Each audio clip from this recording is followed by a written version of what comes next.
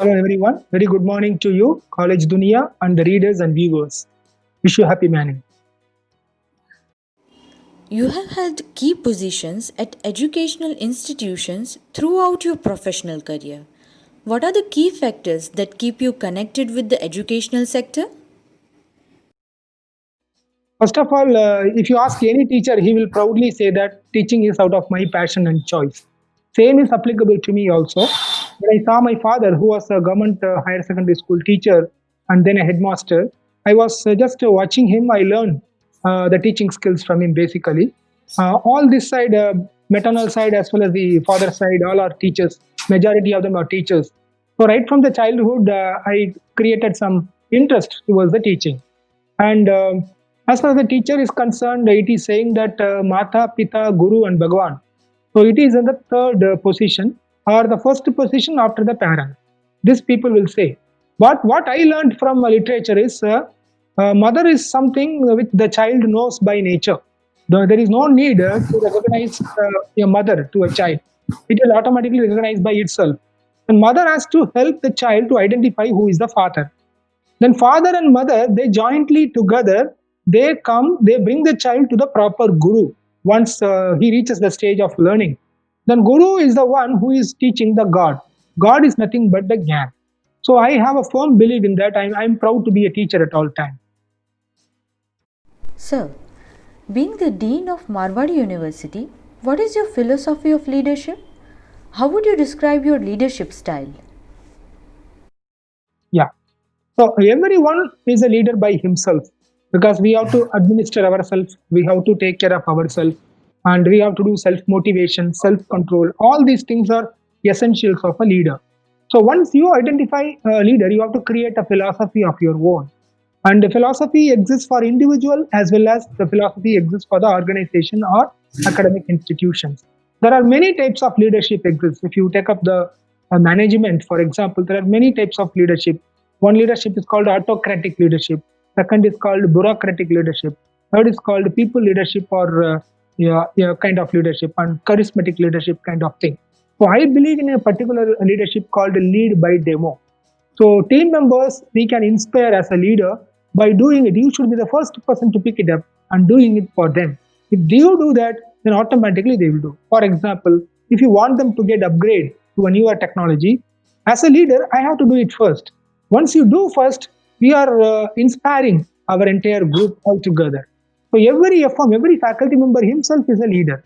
So he has to influence a set of students whom he is going to be a role model.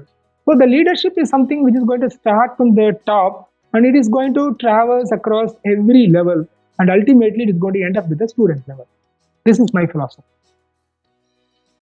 Thank you, sir. How does the curriculum of your university ensures the best practices of the industry? Yeah. There are many institutions now, and they are categorized into central universities, state universities, private universities, into the universities, and engineering colleges. So we are facing, everyone is facing, like every industry, this industry is also facing a tough competition. The true belief is it's an ideal institute or ideal university, matlab. So the first and foremost thing is it has to cater to the every requirement, and the curriculum should be mapped with the skill requirement of the particular region. If you feel like there is a ceramic industry nearby, if you feel like the Rajkot and surroundings is good in lathe machines, or if you feel like this particular region is going to flourish in terms of IT infrastructure in the nearby future, the institution has to sensitize it and it has to offer the necessary skills required for the public. So, in general, the curriculum has to be mapped with the skill requirement of the people. This is what the very good thing. And in Marwadi, we believe that this is going to be part of their regular studies right from the day one. And what we are helping them, they already acquire some skills, and we are helping them how these skills can be transformed to the industry requirement. This is what we are deliberately doing. And accordingly, everything has been set up in the Marwadi also. For example, every lab is a special lab. We do not have just lab compressing of mere systems and softwares. We have got a tie up with the corresponding industry. We got a lab by IBM. We got a lab by Accenture. We got a lab by say Automation Anywhere. Lab with Google collaboration. So we are enabling a proper infrastructure with their support. They used to come and train our students at all level. Oracle Lab is also another lab you have got it. So this is what we want to say. How closely you are networking with the industry, how closely you are going to cater to the requirement of the industry, that matters very much. My next question is, what do you think your roles and responsibilities to the university and the students are? Yeah. An ideal university has got three major roles. Role number one is it has to cater to the education first. Education is the fundamental uh, duty performed by an university. Secondly, it has to train. There is a small difference between education and training. In education, the predominant thing is making the people to acquire a degree or a diploma. Training is something related to the skill. So it is, for example, say that cycling is a skill, driving is a skill. So these kind of skills also an university has to impart to the society. And third level is the research. So what do we contribute to the society in terms of the research outcome? This is the third. These three things are very much essential for any university. And the Marwadi, it's led by the chief Ketanbhai Marwadi, Jitubai Chandrana, and Jitbhai Marwadi, and also the visionary, our provost. If you call any one of us, the common statement we got it, yes, we are number one in catering to the three requirements of the society: education, training, as well as the research. So, the another advantage of being a private university is we can upgrade at a faster rate when compared with any other university. Our upgradation rate is much faster. Thank you for your sharing. My next question is, what do you think should be the university's top priorities over the next 10 years? Good question. So once we become a university, we have expanded horizontally as well as vertically to include many courses.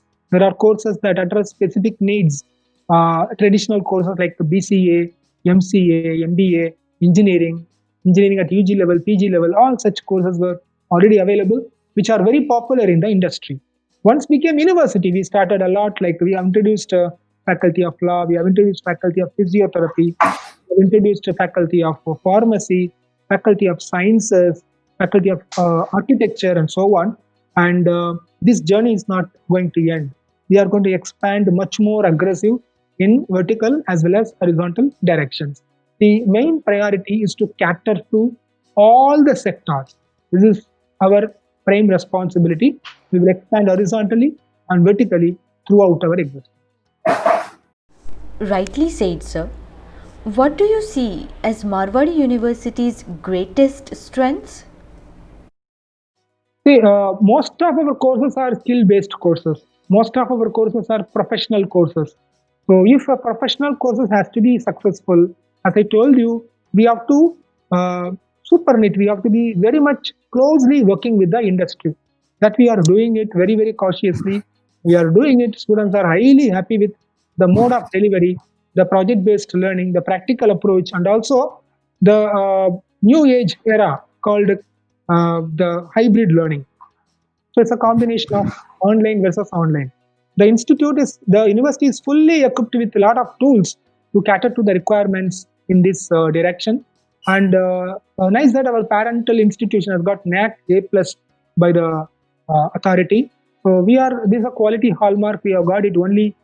Few institutions of this kind have got this kind of credential. If you talk to India, so the main strength what we believe is the intellectual nature.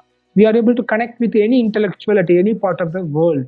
You may be we feel like an abled person, a person with a required strength is available in Malaysia, Thailand, or US or UK, anywhere, and our institution doesn't mind in investing and bringing such people here. So that is the direction we are moving.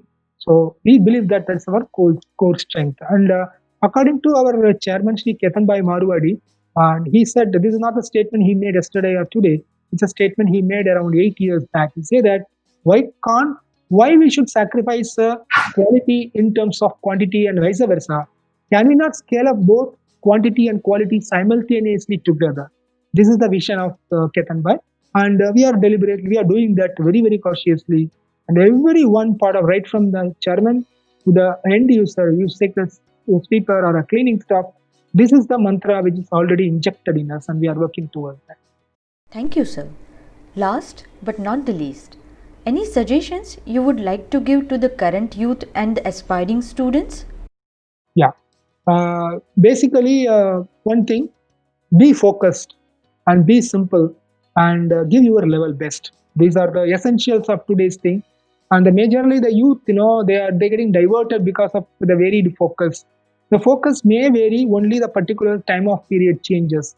Every age should be having a focus, and your duty is to focus only on what you should do at that point of time. And you need to choose an university based on the guidance of your parent. This is very much important. Don't decide the university of your own. Decide upon the university based on the guidance of the parent. But after choosing the university, choose a particular course based upon your own decision. See to that no one influences you, including your parent. If a topic or if a title or if a course or a theme is you feel like you can do really very well, you feel like there is a passion or a fire inside you, please go for it. It becomes your duty to convince your parents and everyone in that. And once you become part of the student, you think the day one you join the professional institute, you are professional. Don't wait till you complete the degree. The day one you join in the institute itself, you are a professional. Imagine yourself the way in which you dressed, the way in which you are going to talk, the way in which you are going to execute your academic assignments, all should be professional like. Do not think any of the others as your competitor. You are competitor for yourself. Do not degrade yourself by comparing yourself with X, Y, or Z. So what I do now, I should be in a position to do it better next day, still better on the third day. This should be the thing what I wanted to share with you. I think I believed it. I come to this level after I started adapting these kind of things. So I thought of leaving these remarks to you. We have come to the end of the interaction. Thank you very much, sir, for your valuable time and also for sharing your high level thoughts.